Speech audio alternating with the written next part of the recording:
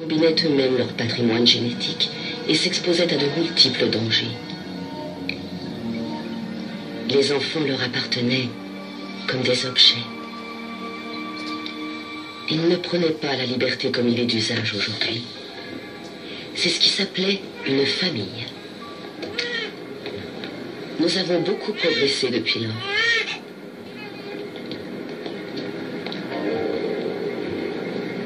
Aujourd'hui, nous n'avons pas de crime, pas de maladie, pas de guerre, pas de vieillesse, pas de souffrance. Nous sommes génétiquement programmés pour occuper la place dans la société qui nous a été attribuée. Et tout le monde est heureux. Très bien, c'est du bon travail. Je ne comprends pas. Comment est-ce que les enfants étaient décantés dans l'ancien temps? Les enfants n'étaient pas décantés, ils naissaient. L'homme et la femme pratiquaient le sexe, la femme tombait enceinte et ensuite elle accouchait. Comme les animaux? Je sais que c'est difficile à croire. C'était une expérience très douloureuse, dangereuse et extrêmement dégradante. Alors ils avaient peur d'avoir des activités sexuelles? Quelquefois, oui.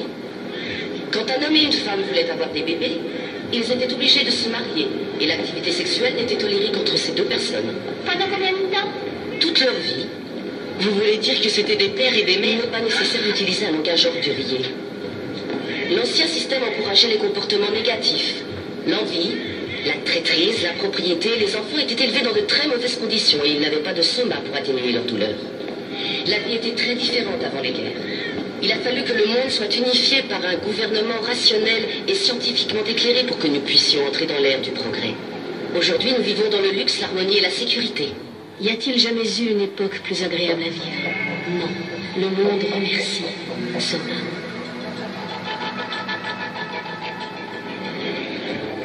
Chacun a sa place et un objectif.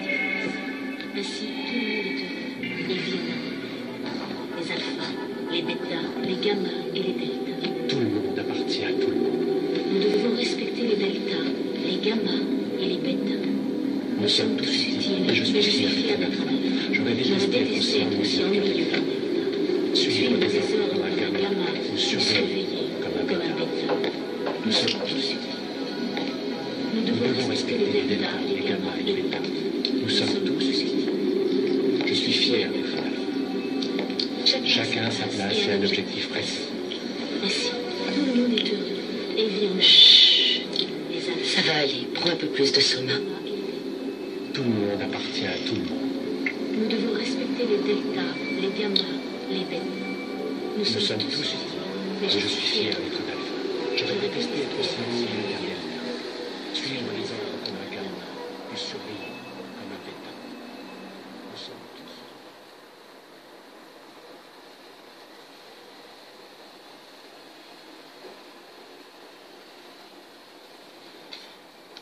Hundreds of people in the valley say they are hearing voices in their heads. And those voices are being transmitted by microwave or other methods. Well, several viewers asked us to investigate what they call electronic harassment. KMIR 6's Angela Monroe joins us now with what she's discovered. Angela. Electronic harassment, synthetic telepathy, voice-to-skull technology. Chances are you haven't heard of these terms, but after searching the internet, I found dozens of websites dedicated to the phenomenon. It's an exciting time to be a small business. Voilà.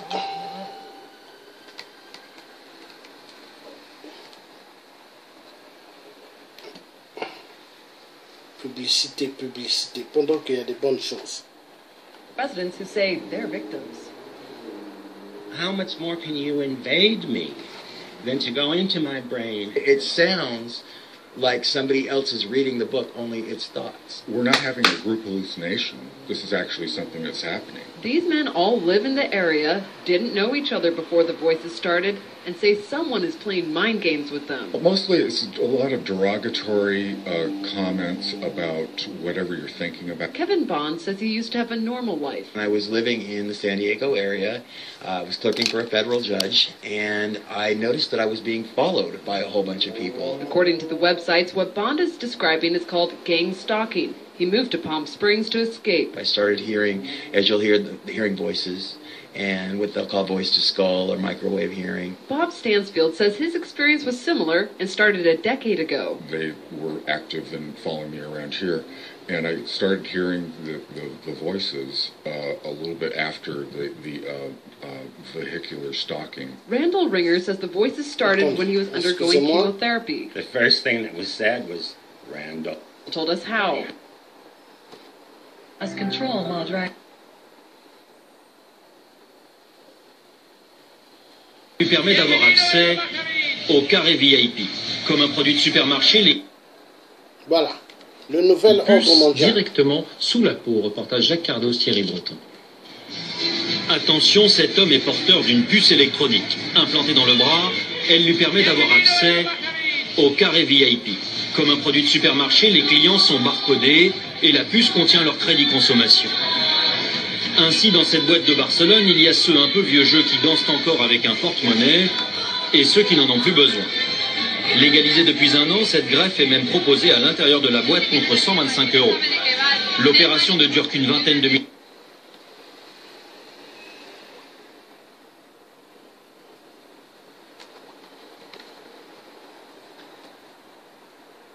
On était coupé, excusez-moi, je vais montrer ça, c'est important. C'est le nouvel ordre mondial.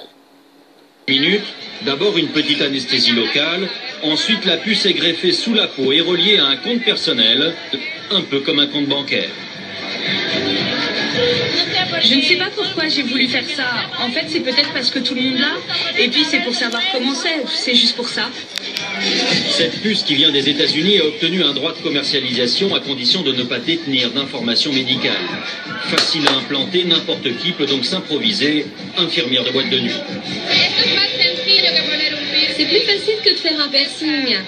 Et ceux qui font ça n'ont pas spécialement d'autorisation. Et de toute façon, je me sens capable de réagir en cas de problème. Une centaine de consommateurs a déjà opté pour l'identification électronique. Un seul petit problème, pour se faire retirer la puce, il faut subir une intervention chirurgicale. C'est le même principe que pour les femmes qui se font implanter une pilule contraceptive. Au bout d'1 an ou 2, il faut bien l'enlever pour en faire poser une autre. Reste le problème du pistage éventuel des clients, car la puce permet aussi de suivre un individu par satellite, ce qu'aucune législation n'interdit en Europe.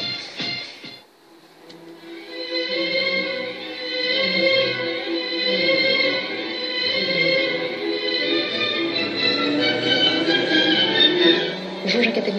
Bonjour. Alors aujourd'hui, nous allons parler de l'avenir de la radio-identification, souvent identifiée sous le sigle de RFID. Alors qu'est-ce que c'est? C'est une méthode pour mémoriser et transmettre des données qui sont stockées sur des radioétiquettes composées d'une puce électronique et d'une antenne, qui permet de recevoir et répondre aux requêtes radio émises depuis un émetteur-récepteur. Alors ces radioétiquettes, elles sont introduites dans des produits ou collées sur des objets, mais elles peuvent aussi être implantées dans des organismes vivants. On a le sentiment que c'est quelque chose de très nouveau, alors qu'en fait, ça existe depuis très longtemps. Tout ce qui va être de plus en plus nécessaire à suivre à distance, savoir ce qu'il devient, permettre de connaître l'évolution des produits, les localiser, optimiser les stocks, dans le sens qu'on a des stocks minimaux, faire en sorte qu'on sache en permanence où se trouvent ces objets, permettre d'intégrer des processus de production. Oui, on parle d'un enjeu économique majeur dans la traçabilité des réductions des coûts sont considérables. En termes de sécurité sanitaire, de pouvoir tracer l'origine des produits agricoles depuis leur conception jusqu'à leur consommation. Tout ça donne une traçabilité sur les objets absolument gigantesque, encore à venir. Sur les personnes aussi, on peut imaginer une traçabilité encore plus grande. Parce que sur les objets, on connaît, mais sur les organismes vivants, que ce soit les animaux ou les êtres humains, qui pourront avoir une puce électronique implantée dans le corps. Avant de parler de l'implantation d'organismes vivants, il faut regarder tout ce qui va se passer aussi sur les moyens de paiement et sur la surveillance même dans la vie quotidienne de nos enfants ou de nos petits-enfants.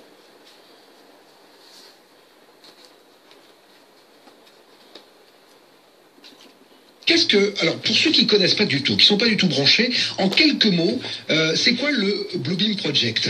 Le Bluebeam Project, c'est tout simplement la volonté de mettre en scène l'arrivée d'un faux sauveur pour extorquer le consentement de l'humanité à un gouvernement mondial, à une religion mondiale.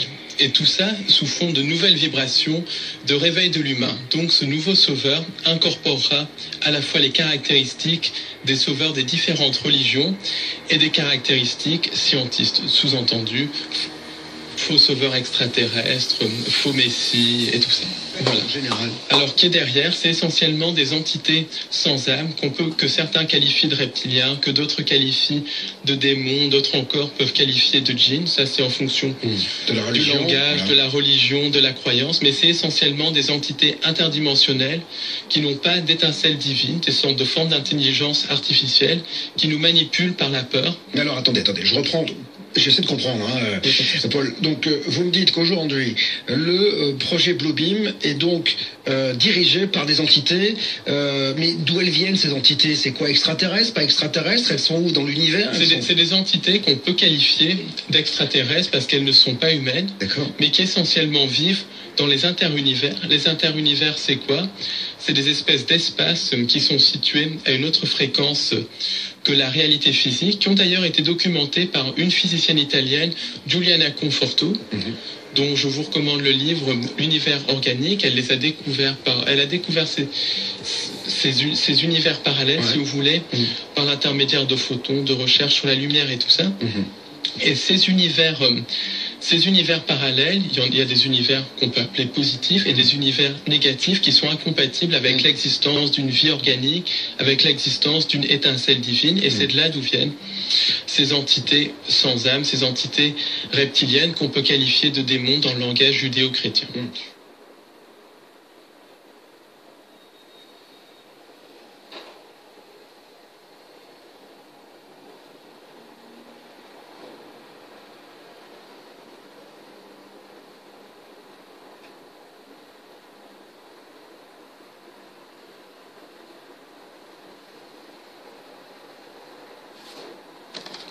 Voilà.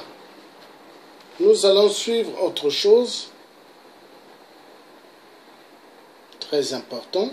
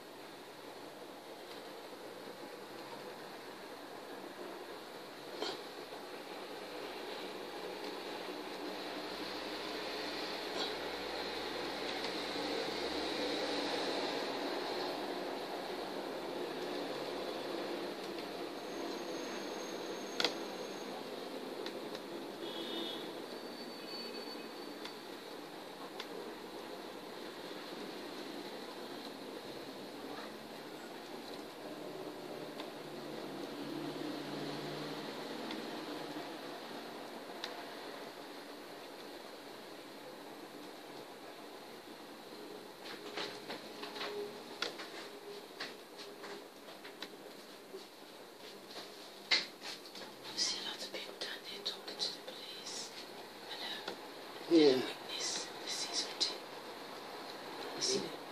They ask a thing to them. A lot of people did. So why when all these stabbing, you don't see nobody on TV that can't find the museum? They will talk after.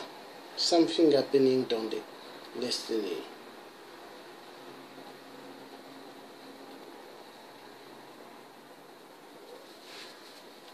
De religion en Afrique.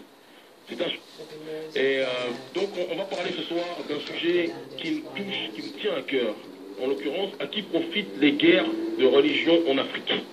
C'est un sujet qui déchaîne les passions, parce que dès qu'on parle de religion dans le monde africain, je sais même d'emblée que le simple fait que le frère Tariq Abdel Wahad au départ a parlé d'islam, moi je suis toujours dans une dimension œcuménique, sauf avec les eunuques, comme j'ai dit ces derniers je les nique, sur le terrain des lâches noirs, mais je suis toujours dans une dimension œcuménique parce que je sais qu'il y a des gens de toutes confessions qui écoutent l'émission, et que la meilleure façon de passer un message, c'est pas forcément de dire une telle religion est la meilleure, ceci, cela ou autre, c'est simplement d'être le meilleur dans ce que vous faites, et les gens se poseront la question de savoir d'où vient cette motivation. Moi, c'est ma réflexion, c'est ma façon de voir les choses, et voilà, je sais que certains, dès qu'ils entendent le mot islam, sont tendus, d'autres, dès qu'ils entendent le mot vaudou, sont tendus, d'autres, dès qu'ils entendent le mot rastafarisme ou le mot christianisme, ils sont tendus. Ce soir, on va parler des choses de manière réelle, on va en parler de manière concrète, ça plaît, tant mieux, ça plaît pas, tant pis, mais il y a des choses qu'on se doit de dire.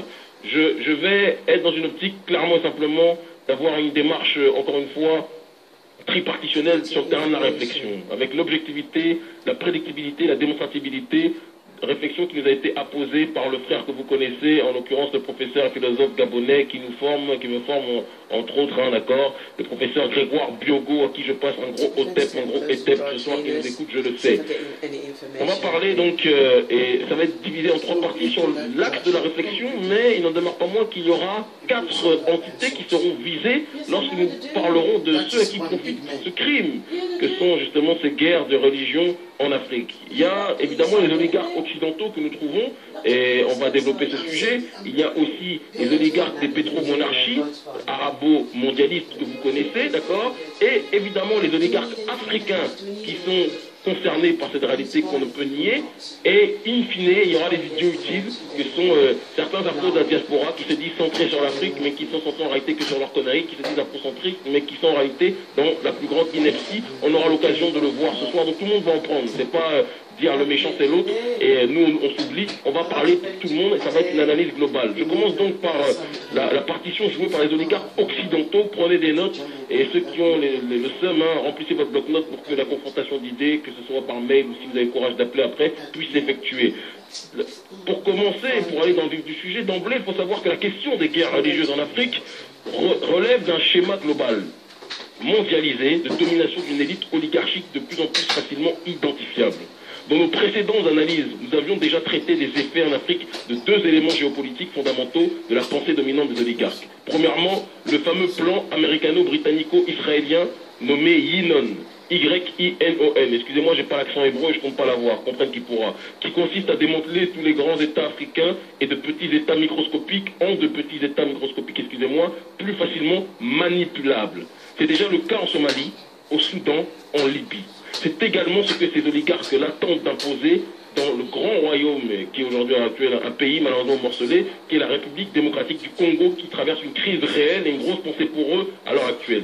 Et ce plan justement de division au Congo est orchestré notamment par le plan Cohen-Sarkozy. Et je vous demande de rechercher, vous tapez Congo, Cohen-Sarkozy sur Internet, vous aurez un certain nombre d'éléments de réponse et de réflexion, de pistes de réflexion qui vous pousseront à ne pas tomber dans ce tribalisme dans lequel certains voudraient me pousser le plus possible. Et ce qui risque de se produire au Nigeria, au Mali, au Niger, au Tchad, c'est ce que nous avons vu, comme nous l'avons cité, donc au Soudan, en Libye, en Somalie, etc. Deuxièmement, la théorie de l'arc de crise de l'islamologue Bernard Lewis. Une théorie popularisée par l'idéologue Brzezinski, que vous connaissez, mondialiste devant l'éternel, pour déstabiliser l'ancienne URSS de la guerre froide en finançant, soutenant, conseillant des mouvements, voire des États dits islamistes, entre guillemets, soi-disant, comme l'Afghanistan. Cette théorie de l'arc de crise de Brzezinski, excusez-moi, se perpétue encore aujourd'hui et se prolonge en Afrique dans la bande sahéro-sahélienne. L'idée, c'est de créer des foyers d'instabilité perpétuelle allant de l'Atlantique à l'océan Indien. Lors de son discours devant les ambassadeurs en 2010, Sarkozy, a.k.a. Nabo Léon de Nagui-Boksa, avait déjà annoncé la couleur. Il n'y a pas aujourd'hui de coordination opérationnelle entre les groupes qui agissent d'un bout à l'autre cet arc de crise. Mais si la situation devait se dégrader, le risque serait grand de voir apparaître une chaîne continue liant des bases terroristes de Quetta, donc QUE2TA, du Pakistan, et du sud afghan à celle du Yémen, de la Somalie et du Sahel. Ce sont des éléments à retenir pour bien comprendre quels sont les intérêts justement de ces personnes-là. Donc aussi bien les plans Yinon et Cohen, ces noms-là, comme vous l'avez deviné, ne sont pas Yoruba, ils ne sont pas non plus Bamileke. Que la théorie de l'arc de crise, tous participent de l'idéologie de domination élaborée par les disciples des penseurs juifs khazars que sont Léo Strauss, en effet il n'est pas du Burkina Faso de Sankara, aux USA, et Alexandre Koyev en France. Voilà. Koyev, vous avez compris lui aussi qu'il n'est pas un initié traditionnaliste africain. Ce plan de domination oligarchique, nous l'avons vu dans nos précédentes analyses, poursuit des objectifs aussi bien malthusiens, en l'occurrence limitation de la population en tant que telle, que géostratégiques, comme la sécurisation des sources d'énergie pétrolière et nucléaire ou l'endiguement géopolitique de la Chine. Donc, sur le terrain des intérêts des oligarques occidentaux, on a déjà, du moins de ceux à qui profitent les guerres religieuses, vous avez déjà un premier élément, un premier panel de réflexion avec les intérêts de ces oligarques occidentaux qui font souffrir leur propre population, on le sait déjà depuis un certain temps. Après, il y a la partition jouée par les oligarques, donc des pétromonarchies mondialistes, du monde arabe, entre guillemets. Parmi les partenaires stratégiques des mondialistes anti-Afrique subsaharienne, nous pouvons citer les oligarques des pétromonarchies du Golfe Persique. Le chaos semé en Afrique dans la bande sahéro-sahélienne, depuis l'Atlantique jusqu'à la mer Rouge, favorise l'implantation de régimes de type arabo-mondialiste financés par des micro-États comme le Qatar. Si ce que je dis ne plaît pas, vous pouvez raccrocher, vous pouvez arrêter d'écouter, ça ne m'empêchera pas de dormir. Que ce soit avec Boko Haram au Nigeria, les fumiers du CNT, bon là je ne suis pas trop dans l'objectivité, parce que quand je vois des négrophobes et des chasseurs de noirs, vous ne pouvez pas me demander de leur donner des roses, évidemment. Donc le CNT en Libye, les assassins du grand Kadhafi, ou encore les Shebabs en Somalie, nous avons les mêmes schémas pour ce qui concerne les dirigeants de ces mouvements prétendument religieux incitant à la guerre. Financement du Qatar, idéologie d'Arabie Saoudite, formation militaire en Afghanistan ou au Pakistan. Ainsi en est-il de Mohamed Youssouf avec Boko Haram, d'Abdelhakim Belhadj avec la brigade du 17 février en Libye ou de Mokhtar Ali Zoubeir des Shebabs en Somalie.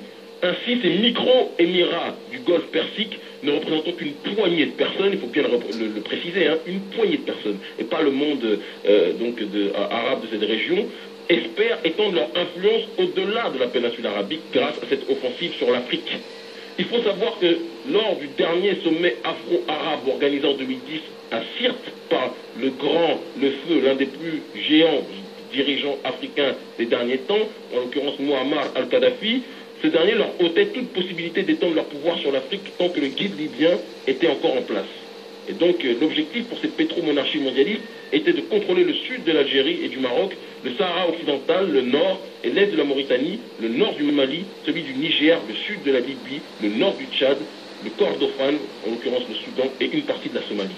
Là, ce sont les intérêts que vous pouvez voir du côté des pétromonarchies. Vérifiez les mecs, voilà, histoire qu'on ne s'ennuie pas, pour pas que vous buviez mes paroles. Vérifiez si ce que je dis c'est des conneries, vous le saurez rapidement, mais malheureusement pour vous, vous tomberez d'accord avec moi sur ces points, parce que ce sont des éléments factuels que nous avons dénichés depuis déjà un certain temps. Ensuite, il y a la partition jouée par les oligarques africains. Parce que je refuse de dire que les guerres religieuses en Afrique ne profitent qu'à l'extérieur, mais que les Africains eux-mêmes, certains oligarques, en tout cas, n'en profitent pas. Ça serait une ineptie, ça serait de la victimisation, et ça serait se comporter comme des sous-hommes que de refuser les responsabilités de personnes émanant de nos propres populations. Donc, la reconfiguration des pouvoirs en Afrique a donné lieu à une nouvelle classe de dirigeants qui adhèrent sans complexe à l'idéologie dominante à des fins purement politiciennes. L'accès de cette classe de dirigeants africains, au cercle restreint de l'oligarchie internationale, en fait des co-contractants. Et j'aime beaucoup cette expression parce que ça permet d'éviter de faire croire qu'il y a les vassaux et ceux qui décident de l'autre côté. Beaucoup de chefs d'État africains sont beaucoup plus puissants qu'on peut l'imaginer et profitent beaucoup plus qu'on ne peut le croire du meurtre des nôtres, d'accord, et ont une grosse responsabilité, on ne peut pas la minorer en faisant croire qu'ils sont simplement des personnes qui sont manipulées ou instrumentalisées, ils savent ce qu'ils font. Donc, ça en fait des co-contractants qui participent pleinement à la déstabilisation de l'Afrique par l'instrumentalisation de la religion. Il est aujourd'hui établi, du moins de leur interprétation de la religion, il est aujourd'hui établi que les politiciens nigérians, Ali Modou Sherif, je ne vais pas me faire des amis, mais bon, de toute façon, on doit tous mourir de quelque chose, donc il n'y a pas de souci. Seydou Pinda et Ali Ndoumé, dirigeants des People's Democratic Party, PDP, sont véritablement ceux qui se cachent derrière Boko Haram dans l'état de Bornou. Il établit également que de proches collaborateurs du président déchu Amadou Toumani Touré, comme Ben Maouloud ou encore Baba Ould, donc Aoucher, sont directement mouillés avec AQMI, Al-Qaïda au Maghreb islamique, au nord du Mali. On voit bien qu'il y a donc de réels intérêts convergents dans la perpétuation d'un état de guerre religieuse en Afrique. Ces intérêts sont partagés aussi bien par les oligarques occidentaux comme Brzezinski, crypto-mondialistes comme Youssouf Al-Qardawi, que certains aiment prétendument, alors qu'en réalité c'est un mondialiste de la pire espèce, et si ça plaît tant mieux, si ça plaît pas tant pis, qu'Africains comme Ali Modou Sherif. Et là aussi, je sais que ça ne plairait pas à bon nombre d'Africains subsahariens, mais ça ne m'empêchera pas de dormir. Et on comprend pourquoi il était nécessaire, dans le cas du Mali par exemple, de parasiter les doléances politiques du MNLA en créant de toutes pièces une aile fontoche appelée Ansar Dine, composée uniquement de Tamashek, en l'occurrence des Touaregs. Ainsi, l'amalgame est fait entre les Touaregs MNLA et les marionnettes du mondialisme que sont les membres d'AQMI. Ceci justifiant la mise sous tutelle du Mali par les oligarques occidentaux, africains et les pétromonarchies mondialistes. De facto, un nouveau théâtre de la lutte contre le prétendument parlant terrorisme, voilà, peut faire office donc de rentrer sur scène et de se faire entendre du plus grand nombre pour ceux qui ont le sens du discernement. Ça sont des éléments très graves dont nous vous révélons les faits et la teneur, et je vous demande à tous de réfléchir véritablement à ces réalités, et vous comprendrez de quelle façon le monde ne cesse de tourner beaucoup plus facilement lorsque vous vérifierez les propos que nous ne cessons d'énoncer, notamment ce soir. Dernier, excusez-moi, donc dernier groupe de personnes qui profitent de cette guerre de religion, qui en réalité n'en profitent pas tellement, ils croient en profiter mais n'en profitent pas, je les considère même comme les dindons de la farce, d'accord, les abrutis de première, en l'occurrence, ces personnes issues de la diaspora africaine, donc qui vivent en Occident, qui vont en Afrique que pendant les vacances d'été, puis après qui reviennent vivre dans le pays qu'ils disent détester, et qui se revendiquent donc afrocentristes. Ce ne sont pas tous les afrocentristes. Là, encore une fois, je fais attention, il y a des afrocentristes qui sont dans la dignité, dans la rectitude, dans la rigueur, dans la justice, et il y en a d'autres, après on ne peut pas être d'accord idéologiquement sur un bon nombre de points, mais il y en a d'autres qui sont dans la totale ineptie et qui rentrent clairement dans le conflit de ces guerres religieuses, ce conflit de civilisation, et je vais m'expliquer. Dans ce grand échiquier géopolitique très complexe où les intérêts se croisent, les alliances se font et se défont.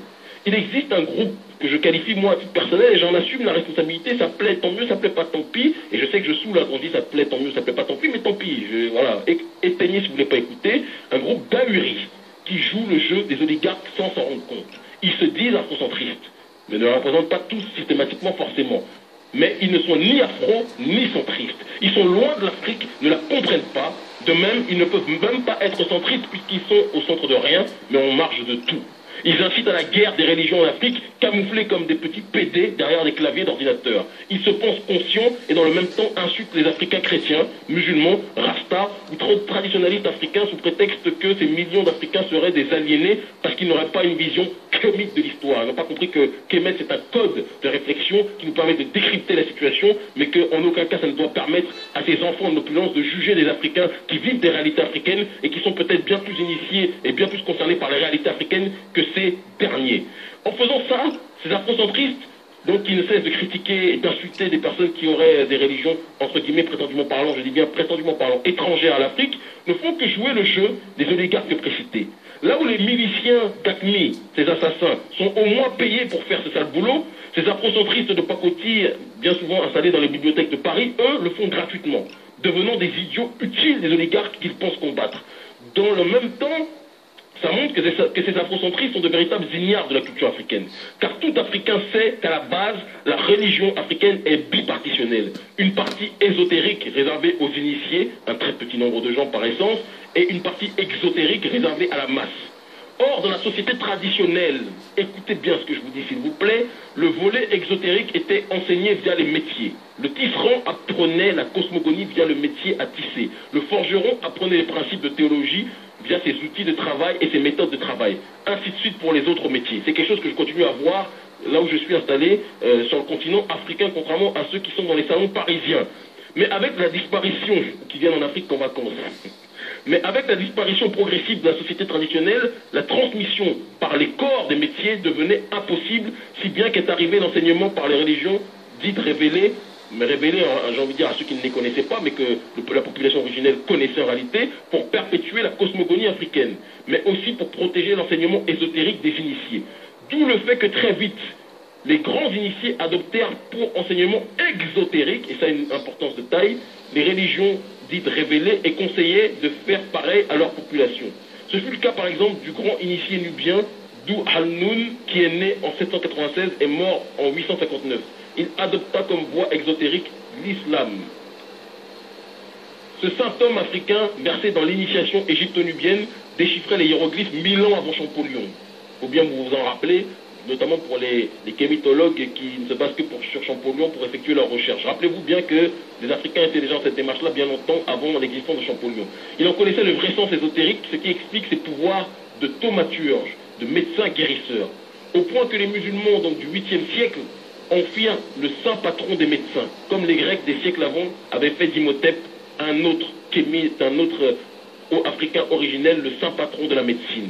Le grand savant musulman Ibn Arabi, à qui l'on donne le titre donc de Al-Sher al-Akbar, à savoir plus grand des maîtres, disait de Dul al-Nun qu'il était le plus grand de tous les maîtres. Il a même écrit un livre sur lui, Vie merveilleuse de Dul al-Nun l'Égyptien. Ce même schéma de grand initié, adoptant l'exotérisme, je dis bien l'exotérisme et non pas l'ésotérisme, des religions révélées se répètent en tout temps et en tout lieu en Afrique. Par exemple en Afrique centrale, avec les grands initiés donc de Palo Mayombe, qui déjà au XVe siècle avait adopté entre guillemets le judaïsme pour les uns et l'islam pour les autres.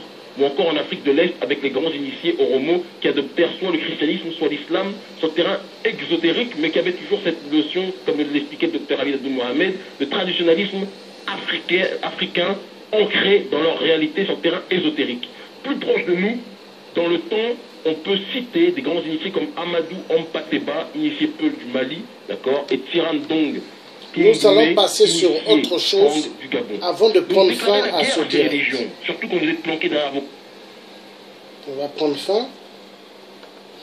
Avant de prendre fin de ce direct, nous allons passer aux choses très très importantes.